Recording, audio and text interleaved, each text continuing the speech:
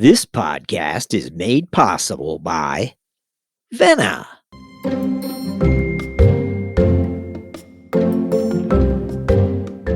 On today's Planning S's episode, we'll be featuring the FP&A insights and commentary of three finance leaders, including CFO Michael Bannon of Typeform, CFO Chuck Fisher of Turo, and CFO Jeff Noto of Zayo.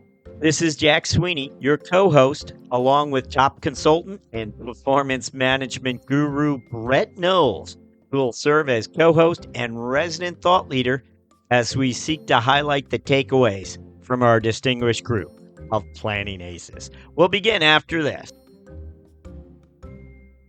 Managing multiple spreadsheets, disconnected data, numbers you just can't trust. Your finance team can't be the strategic partner your organization needs right now with obstacles like that getting in your way. Vena can change that. Vena brings people, processes, and systems together in a single collaborative analytical platform so you can drive connected business planning and better decision making. And it's the only native Excel complete planning platform built for Microsoft 365 with Power BI embedded. With Vena, your financial and operational data is always connected, and your teams are always armed with insights and time to focus on what matters most.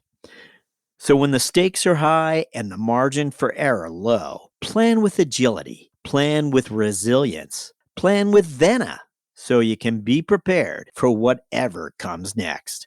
Visit venasolutions.com/planningaces to learn more about how Vena will help you plan for anything.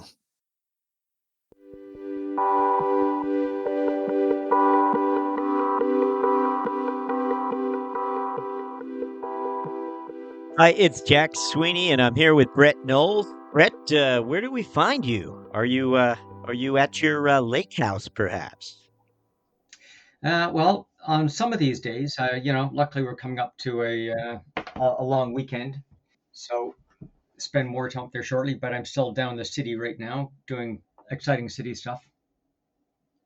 Well, late June or July is a beautiful time of year for Toronto. It's the July place to be.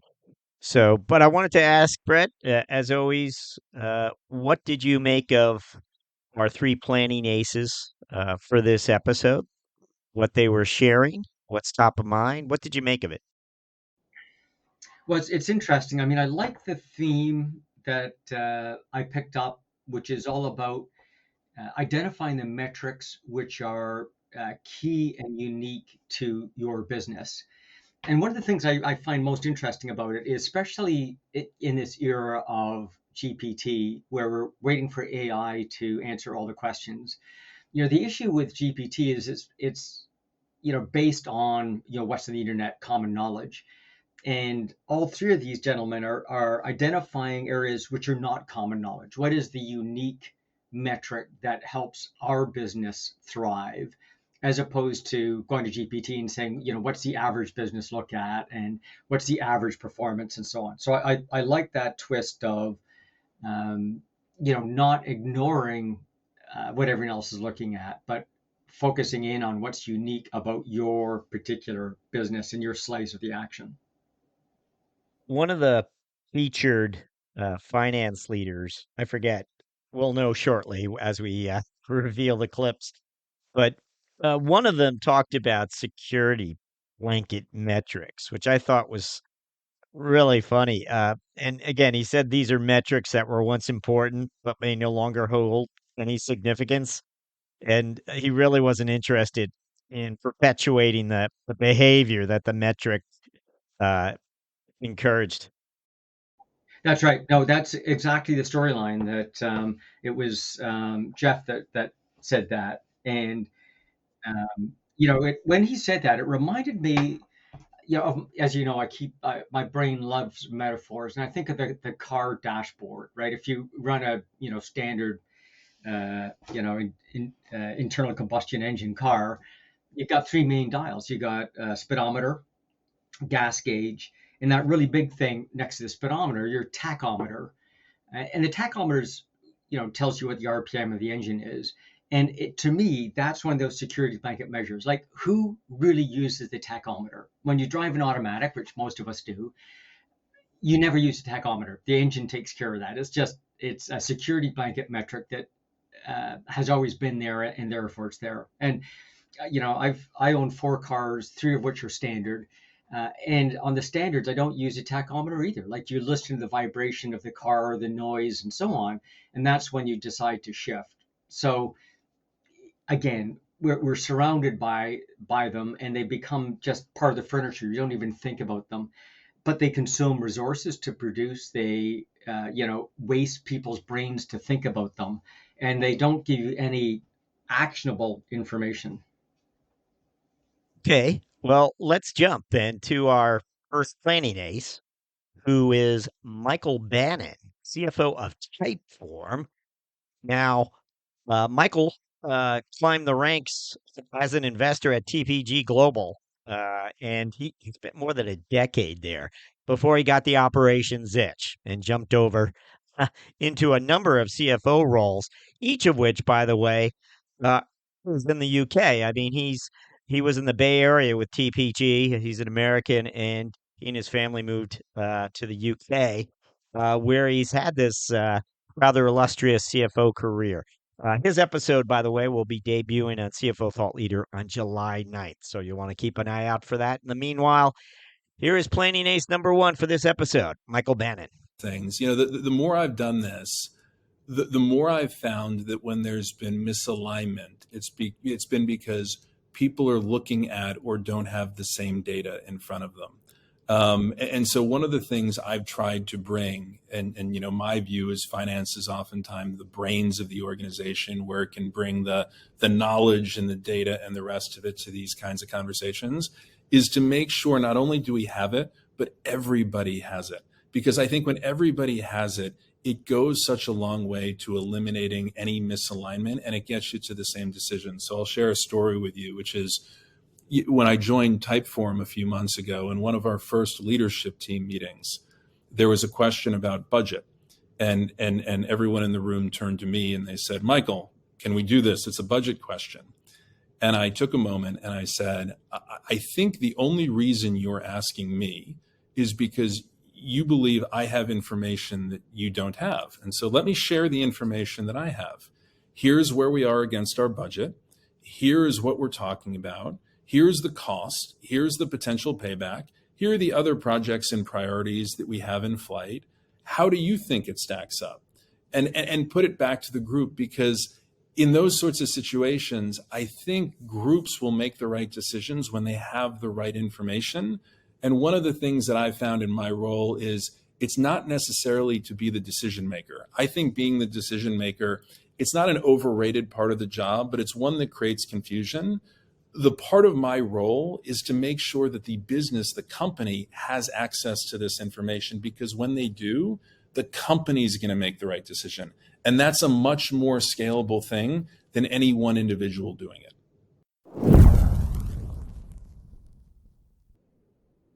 Yeah, the one for me at the moment is, I'll oversimplify things a little bit, but in these sorts of businesses, you have the new customers that you go out and you win. You have existing customers when they're with you, and then you've got, churn, and you're looking at retention metrics at the end. And I think in my experience, generally, organizations spend a lot of time thinking about new customers. Where are we going to find them? How are we going to market to them? How are we going to bring them through the funnel? A lot of time on new customers. I think where organizations spend a fair amount of time is thinking about things like retention and churn, and how are we going to make sure we keep our customers and the rest of it. I think what gets overlooked is when you have the customers, that middle part.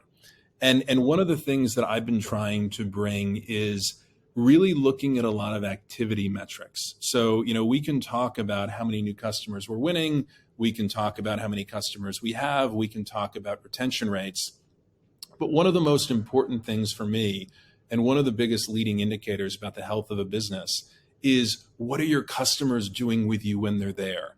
And, we can get into things like net dollar retention rates and the rest of it. But I think a lot of it is almost more product like in terms of the metrics that we're looking at to really understand whether people are using it. Because if people are using it, we'll figure out the other bits. We'll figure out how to monetize. We'll figure out how to make sure all of those other things flow through. But how do we really understand whether once a customer gets in, does it become that, toy that they play with every day and do something with?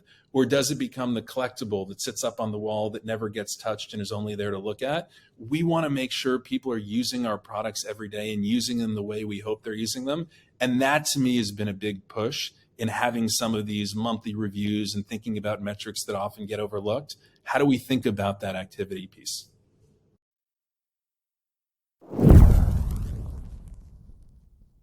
For us here at Typeform, we have a relatively new leadership team. And so, my big priority is to help make sure that we have our strategy and plan in place in a way that we understand, not just as a leadership team, but also as a company, to go out and accomplish the things that we want to accomplish. And it's lined up nicely for me because it's allowed me also as a relatively new member of the team to take what I'm learning about the business and bring that to the group in a way that we can use it to set that strategy and set that plan and set ourselves up for success. Well, it's interesting. I don't doubt that there are finance leaders who kind of enjoy being that font of information, having people turn to them and listen to their every word. But that's not what it's supposed to be about. Uh, when it comes to finance leadership these days. We all know that old meme metaphor of information is power. And, that's a good, if you knew something and didn't share it, that's the detriment of the rest of the organization. And I think most people recognize now that this is a world of abundance. You have to share every piece of information that you possibly can as widely as you can. And that information is power metaphor makes people think that if they hoard information, the company can't fire them, that they're important, that they've got to be invited to meetings and all that kind of stuff. The dilemma is, as Michael points out, you become the constraint, and the organization can't move forward or cannot make effective decisions without you being there. And if you're not there, then you're hampering the business. So I agree that it's super important that the information is shared. Now, I think what Michael is downplaying in that comment he made is your ability to analyze the data. So we can all, it's like reading a book. We all read the same book, but we interpret it differently. We all see the same data, but we interpret it differently. One of the reasons that you have an executive committee with different brains around the room, a marketing brain, a sales brain, an operations brain, is so that when that data comes out, each of you looks at it through your own perspective, your own experience base. And that becomes super important. And I think Michael downplays that a bit, assuming that everyone's going to see the data and interpret it the same way that he does. Now, the GPT overlay to that is what you could do these days is, get that spreadsheet and ask GPT to take a look at, that sales data through the eyes of a competitor, take a look at it through the eyes of legal, take a look at it through the eyes of operations, and mimic those personas around the executive table to get their feedback instead of going to the executive team itself. Now, again, I'm just playing with Michael's point of the information is abundantly available. Yes, the analysis isn't. What can you do to close that bridge? GPT becomes a component of that. So, my takeaway here is that often misalignments can happen by not having information shared more broadly across the organization. That point is clear. Sure. Well, if we look back to the first question just for a second, one of his opening comments in the section that you just shared with us is when he talked about often in the leadership team, if there's misalignment, it's caused by not having access to the same data. And we do see that often, that even in large corporations, the data is not normalized. In other words, if you ask accounting what total sales are, they would give you a different answer than if you asked each of the divisions what their sales were and added those numbers together. And you'd think in this day and age that wouldn't happen, but it still does. And so the dilemma is we're all looking at the data that we've got access to. And if it's not that common data dictionary, if the sales number I'm looking at is developed in a different way than the sales number that you're looking at, then we find ourselves at cross purposes unintentionally. We're interpreting the data, but because we've got different data. So there's two problems at play. One, the first one that we touched on, which is even if you have the right data, different people interpret it different ways. And the second problem is often organizations, we don't even look at the same data, even though it has the same name to it. And I think those are two, it's a good starting point to today's podcast, where you need to be careful that in any conversation that you've resolved those two issues before you're getting debate the content, because you might be at different starting points.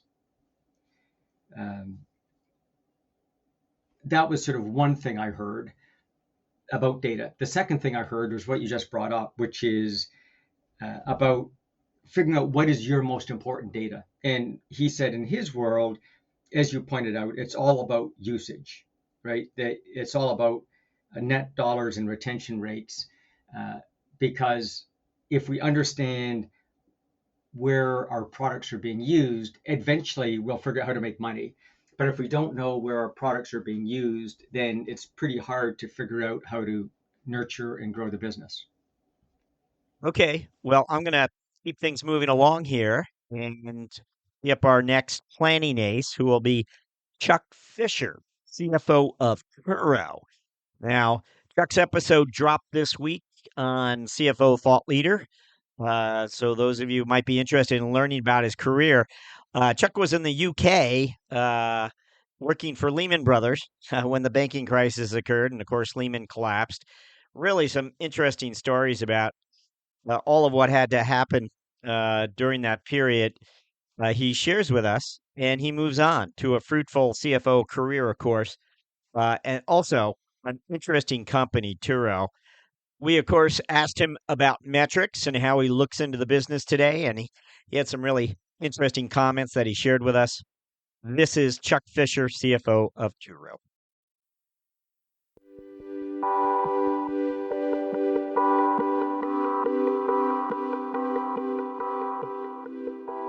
Turo is the world's largest peer-to-peer car sharing marketplace. So for folks who haven't heard of it, you probably heard of Airbnb, and you could think of Turo as the Airbnb for cars. But fundamentally, I think about our business and how we're going to grow from the perspective of gaining market share. And we think about that in volume terms. And so for us, that's about days. So trip days taken on the platform is kind of our volume metric. Last year, we grew trip days almost 75% to 2.9 million days. And so that's the kind of the top of the funnel, as it were. You think about that. Days, the next big metric that I focus on is GBV, or gross booking value. And that is the value of all the money that's spent on the platform multiplied by the number of days. So that is sort of your proxy for the size of the opportunity. If you were to compare Turo to Hertz or Avis, you'd be comparing our GBV, which is kind of like equivalent to revenue for Hertz or Avis. Because the next thing is our net revenue, which is just our take rate, our percentage of that GBV that we keep. We obviously track that. We grew GBV last year by 75%. We grew our net revenue by 59%. We're almost $750 million. And then obviously I track all the profitability metrics from there, from gross profit down to contribution profit and all the way down to EBITDA. We also take a very close look at and monitor our cohort performance, because as you mentioned, attracting customers is great. Retaining customers is even better. Building a lifetime value of a customer is where you really generate real ROI. And we look at our host and guest retention metrics. Because when you think about a marketplace, it's both the supply and the demand side. And at any one point in time, you're focusing as a platform a little bit maybe more on building up supply where you need it. And other times it's a little bit more of a push on the demand side. But it's always working together. And it's kind of when the flywheel gets spinning and it's working well, both the supply and the demand side are growing kind of in equal measure. And last year we grew our demand by almost 75%, and we grew supply by about 67%. So we have now over 320,000 active listings on the platform. So I'm looking at that and looking at how we retain those hosts and guests. And if you look at our cohort charts, look at how our hosts and our guests are retained over time, our cohort performances, we'll put it up against any other marketplace that you'll see. It's really, really great shape of the development. You know, as we've talked about, we're on file with the SEC. We're a company that is, getting ready to be a public company. And while we've made a lot of progress over the last couple of years in the pursuit of that, we've come a long way. We still have more work to do. So one part of the sort of my job for the next 12 months will be making sure that we're buttoned down and ready, going through all that kind of public company readiness work across the organization, so that we're ready for that moment when the opportunity arises. So that'll be part of my focus. And then the other part is sort of broader and less really just about the CFO role.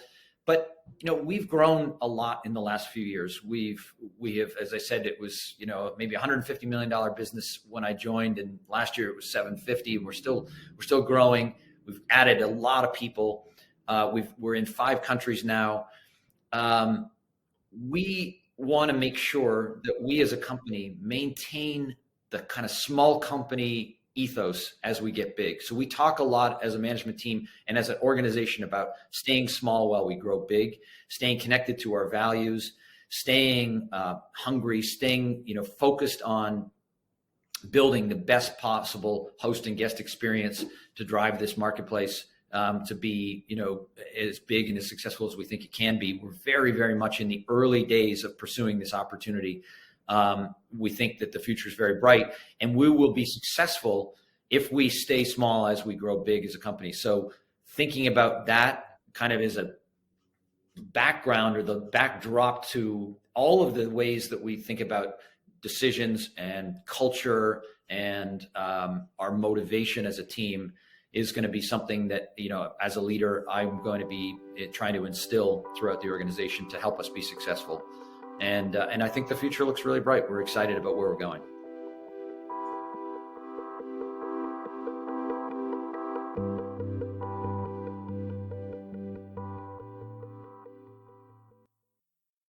I should mention also that Chuck has an interesting story about joining Charter Communications, and shortly thereafter, the company began pursuing a merger with Time Warner. A transformational deal, certainly for Charter, where a much smaller company was acquiring a giant. How that thinking entered the mainstream as far as the Charter Communications mindset is sort of what he reveals to us. Interesting episode. Then you'll find that, I think it dropped right before this one. Well, great bio throughout. But Brett, what did you make of what Chuck shared with us here? Well, you missed the most important part of his bio, and that is that he's Canadian, eh? Up here we go. But beyond that, I loved his expression that he wants to stay small as they grow big. And obviously he's done a great job of growing the enterprise since he's been there. But I like that expression, stay small as we grow big. He sort of moved forward on what I think is the theme for today's crew of financial planners about what his key metrics were. And I think he was clear that, he's got some which are top secret. But as you said, it's interesting to understand the context of his business, right? He's optimizing both the hosts and the guests. And so I've actually rented vehicles from them before. The host is obviously the person that has the vehicle in this case, and the guest is, me, the person that's using it. And so he's trying to optimize both sides of the equation, which is an interesting challenge. And so he was quick to say what his key metrics were, right? And it's, trip days. And it made me think of the work we've done with Google, where their key metric is, eyeball time. How much time do you spend taking a look at any of their screens? And that drives everything. In his case, trip days drives everything, right? He has sub measures like what he calls GBV, gross booking value, and cohort performance, the host and the guest. And so it's interesting that he's surfaced what the key metrics are that they want to look at. And that's my introductory comment was there's nothing in GPT or AI that's going to give you that hint. You've got to come up with that yourself. That is based on your expertise, and your ability to find those secret metrics are the things that help you figure out what is the thing you need to work on, and the unifying structure. The example I think of that we can all perhaps relate to is when we were working with McDonald's. We started with them way back when. Of course, McDonald's is all fast food, and typically it's order to cash cycle of 3 minutes. And so we want to turn on every order inside of 3 minutes. And at one point in time, I'm going to say 15, 20 years ago, they wanted to begin selling pizza. And so they came up with a pizza that they could cook and deliver inside that cycle time. And in fact, I can remember the advertisement for it. They were advertising how they got this, magical cheese that could, melt in the right time frame and so forth. And it turned out it was a flop because although that metric was key to the company, that's not what the consumer wants. The consumer wants, great tasting food, consistent quality, low price, and so on. And so they've made the mistake of using their key metric to sell their product. That wasn't the value proposition that the customers wanted to hear about. So, it's sort of, I really liked Chuck's focus on what those metrics were.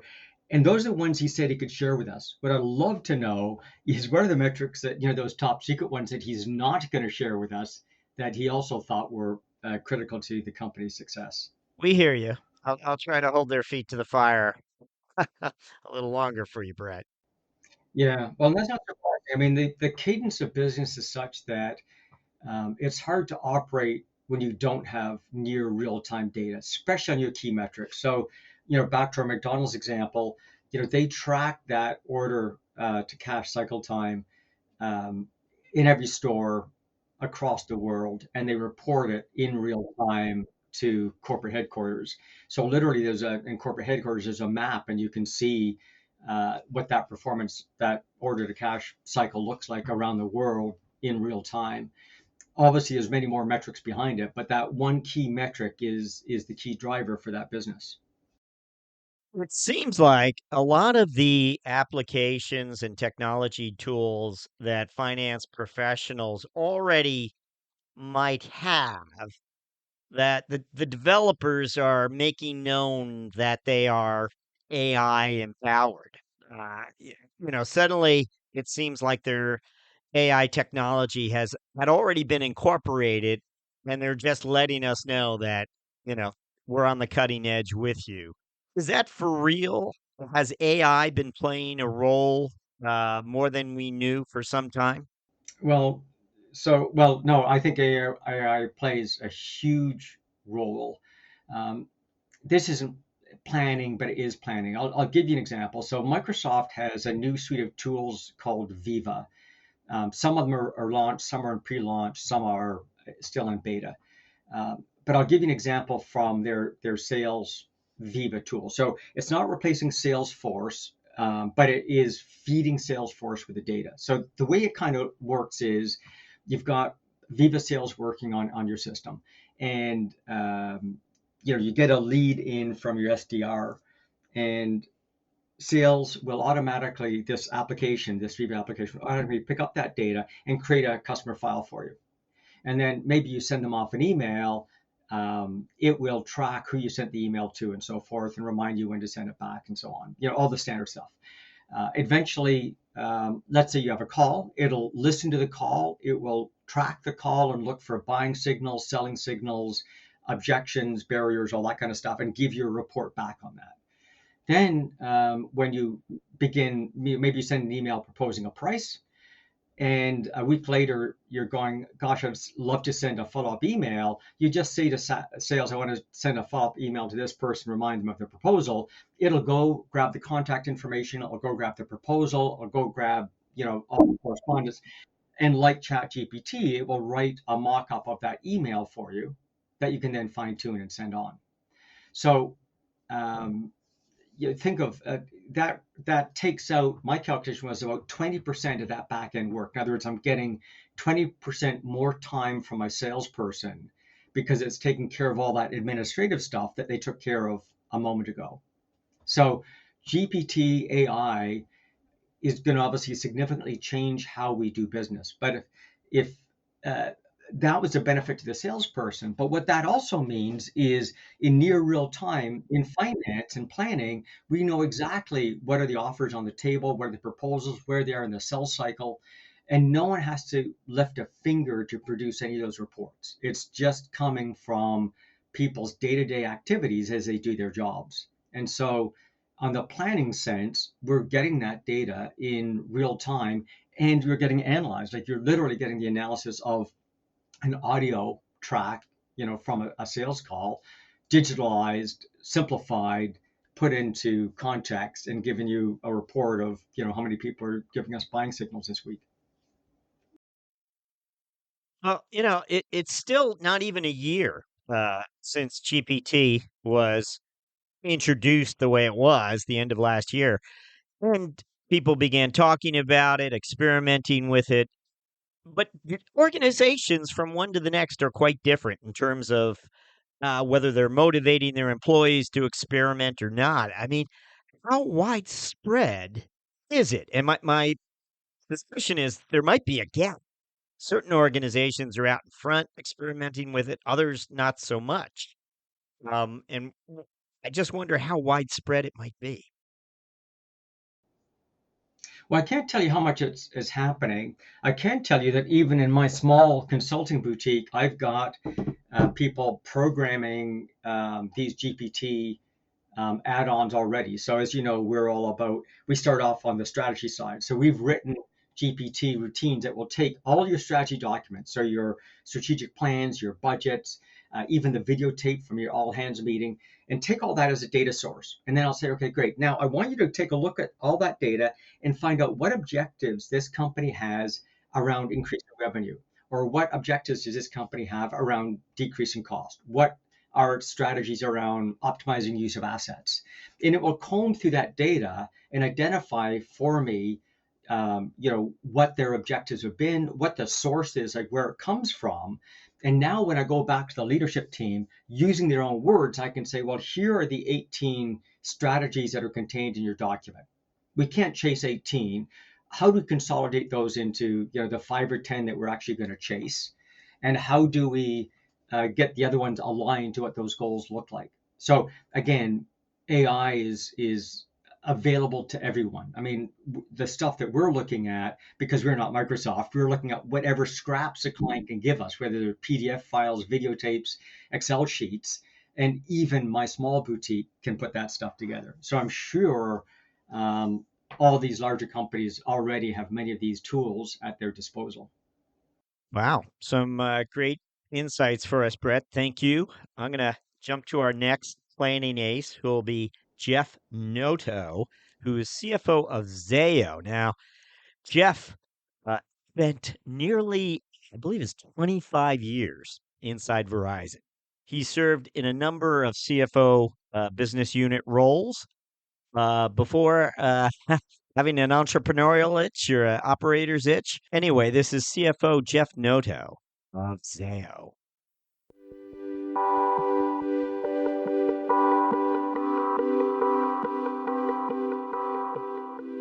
Yeah, so I like to call myself a operational finance person. I focus first and foremost on the operational metrics of the business. What the sales results are, what the network quality metrics are, what the build metrics are that I can see on a daily or weekly basis. The thing that I find interesting, and it applied to Verizon and it applies at Zayo as well, is there's no real new data out there. The problem is there's almost too much data out there. I mean, every system nowadays throws off a ton of metrics. Every organization measures a ton of metrics. The trick shot, I think, for a finance team or for a CFO is what are the ones that matter, to your point. And to me, without going into specifics, because we are a private company, I had to be a little careful. is understanding which of those metrics, which of those early indicators, or which of those directional indicators really can help you lead to an action. I often talk about, when I talk to executives that I support, what do you need from my team? What are you not getting that you would help you be better or more efficient? And I get two different answers. One answer is I'll get really insightful, here are the things I need, and if only I had this, I could do this, and then I could do this, and that's where I get excited. But there's also this concept of security blanket metrics, a metric that was important 5, 10, 15 years ago that an executive has grown up with, and they like to see it every day or every week, but it's not super meaningful anymore. But it makes them feel better to know, oh, the metric's 2. Okay, it was 2 yesterday, it was 2 last month, it was 2 a year ago, it was 2 10 years ago. I'm not sure how helpful that is. So I'm not really interested in proliferating that kind of behavior. I want to look at the data that can actually be correlated with other data, maybe look at this team's operational data and this team's operational data and then this financial data, pull it together in a way that provides an insight that makes us change how we behave, that makes us more efficient, makes us more easy to deal with from a customer perspective. That's where I think finance can really add a lot of value. So it's more about finding those nuggets of data. By the way, go Nuggets, and making sure we can really operationalize that in a way that helps the business get better. That's the goal.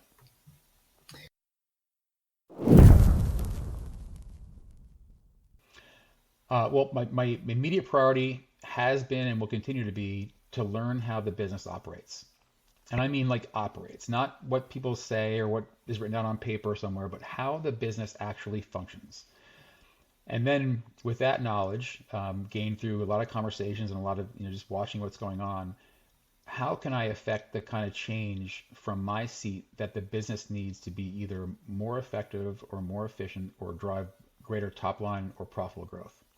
And I've got some insights into that already. Talking to our lenders and our owners, I have their perspectives on things. And really, it's as simple as that. We need to continue the great growth trajectory that the company was on before I got here. Frankly, I want to accelerate it. I want to pour the gas on, and I want to find a match, and I want to light that match and have that growth just take off. But I also want to make sure we're doing that at the cost that's required to provide that growth and not at any cost. High growth companies fall into this trap all the time where it's almost growth at any cost because we'll figure it out later. We'll be more efficient later. We'll figure it out later. That doesn't work out too well in my experience. So I want to make sure we start from the very beginning, being very efficient on how we do that. We're very focused on profitable growth and searching out every single nugget of gold we can find that makes us, more and more profitable, but does not jeopardize our customer experience or our customer satisfaction.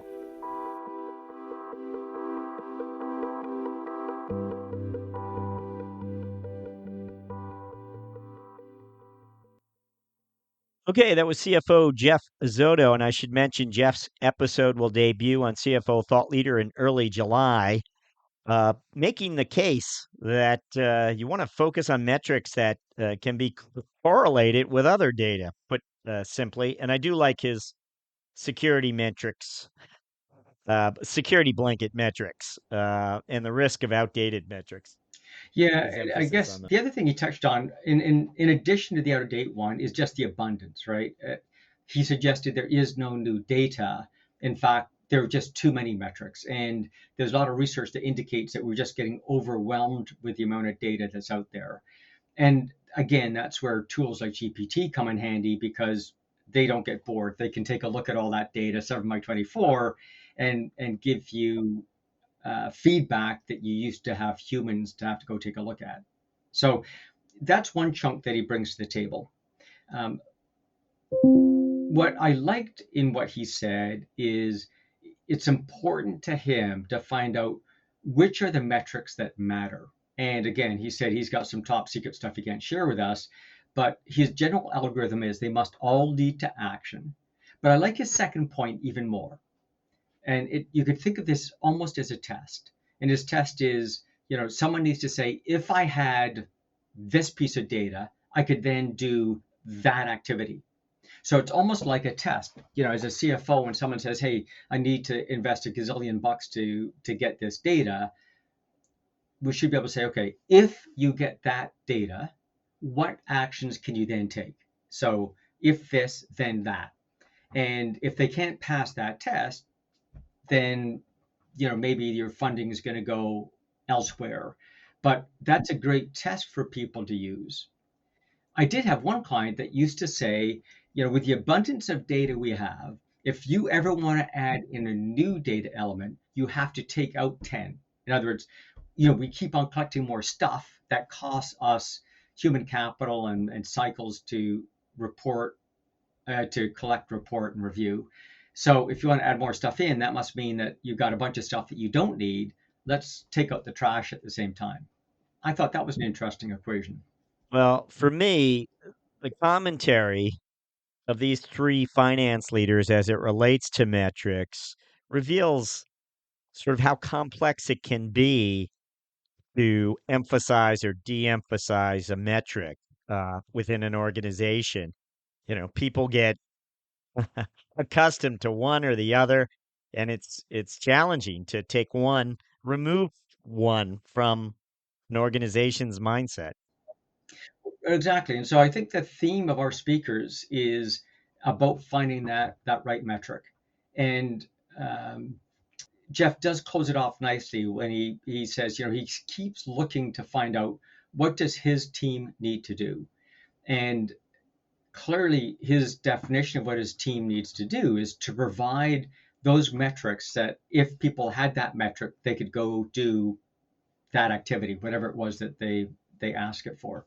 And so that's about leading to action. And I think if we walk away with anything from here, we can't use, the other metrics that Chuck and Michael put up unless you're in their business. But the framework that Jeff put up, which is if I had this, I could do that, becomes a simple universal test that as finance people, we can say to our internal customers to understand what and why they want to be collecting different data than we currently provide them. Nice, Brett. Nice place for us to end this episode. Okay, I'll catch up with you later. Till next time, Brett. Thank you for listening, everyone.